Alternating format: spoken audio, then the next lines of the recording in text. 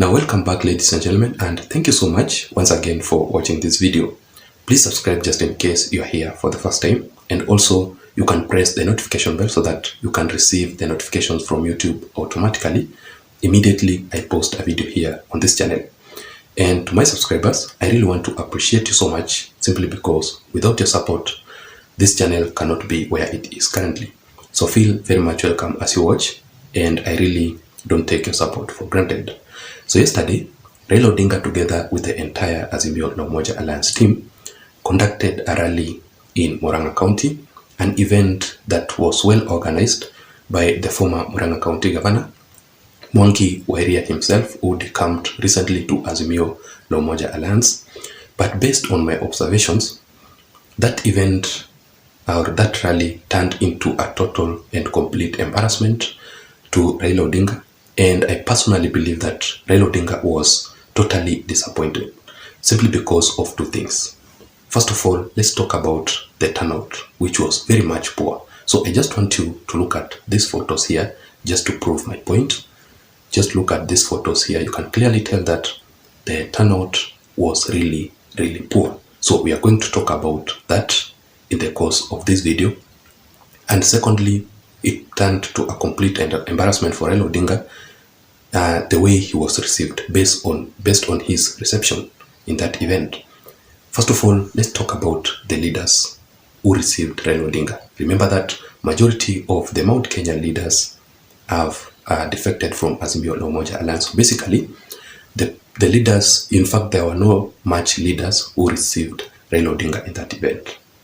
That is why I'm saying that here, Raila Odinga was totally disappointed, but inside himself. Now that begs a question: why did the Mount Kenya or the Kikuyus from the central region boycott Raila Odinga's event or rally yesterday in Muranga County? I have 4 good reasons here with me. First of all, let's talk about the former head of state, Uhuru Kenyatta's absence. Uhuru Kenyatta's absence yesterday in that event totally have impacted negatively to Raila Odinga's rally. Let's say, for example, Uhuru Kenyatta had announced that he was going to attend that rally or that event.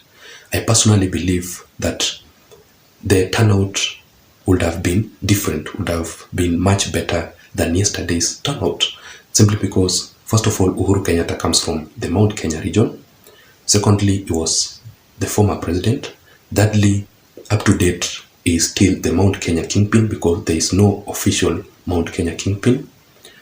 People say that Rigathi Gachagua is the kingpin, the spokesperson, but he has not been initiated officially to become the kingpin or the spokesperson of the entire Mount Kenya region. So I personally believe that Uhuru Kenyatta still has got a say in the Mount Kenya region. And also, his fanatical fans, there are still supporters who still believe in Uhuru Kenyatta, even though they support William Ruto on the other side. But simply because Uhuru Kenyatta comes from the mountain, they still support Uhuru Kenyatta in one way or another. That is why majority of Kikuyus, they hate Raila Odinga but not Uhuru Kenyatta. And that is why when they voted for William Ruto massively, they voted just to punish Uhuru Kenyatta for involving himself with or associating himself with Raila Odinga.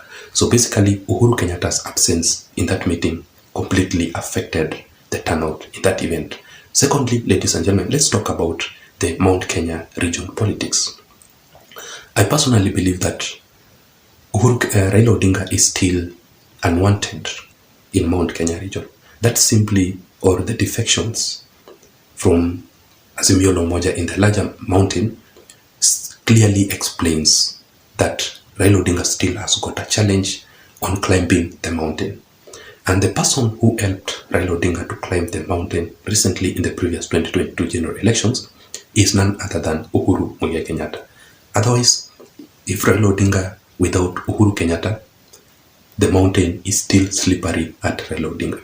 That is why I've said that the Mount Kenya region politics, the defections, people not accepting to associate themselves with Raila Odinga in the larger Mount Kenya region, because of the severe consequences that they will face from the people from that region. That simply explains as to why they decided to defect. So majority of them did not attend that rally simply because of the Mount Kenya politics. We normally say that politics is local. Here in Kenya, that is true, 100%. I totally agree with that. So you must, as a leader, you must follow whatever your people, whatever your region is saying. You don't have the authority over the people. The people have the authority over you. Let me give you an example. When Uhuru Kenyatta decided to accept or to endorse Raila Odinga's presidential bid, that is when he lost his grip, especially in the Mount Kenya region completely, simply because he went against the will of the people from the mountain. So the regional politics are very, very important, are very clear. When a leader, when your people tells you not to support or to endorse a certain leader, then you must follow whatever they are saying to be on your safe side. So Mount Kenya region politics, Raila Odinga is still unwanted in that region. That reason, ladies and gentlemen, is because of the Mount Kenya recent leaders, and that point is that the Mount Kenya residents and leaders who have already moved on from politics. Politics are over. Politics became unwanted in that region. And the third point here is that the residents from the larger Mount Kenya region and the leaders have basically moved on from politics. Politics ended immediately after the elections. People have moved on with their entire lives. They don't want anything to do with politics. Right now, what they are doing is to work hard, with this challenging economy, so that at least they can provide for their families. And I heard the former Nyeri MP by the name Ngujiru Wambugu was talking about the politics of the Mount Kenya region, saying that majority of the residents in that area, whenever they vote, immediately they have elected their leaders. They don't want to know how the leader won the elections. It does not matter if it was rigged in, or that leader or any leader was rigged out.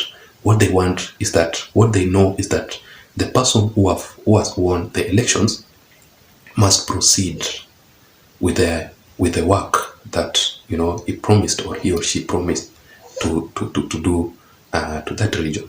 So basically here what I'm saying is that majority of the people from the larger Mount Kenya region have already moved on from politics, and they are currently working to at least meet their ends meet. They don't want politics anymore. That is why they decided to boycott that event. Thirdly, ladies and gentlemen, or fourth, and that is my last point, is let's talk about the organizers of this event. First of all, the person who organized this event was the former Muranga County Governor, Mwangi wa Iria himself. Mwangi wa Iria, first of all, is still new in Azimio la Umoja Alliance.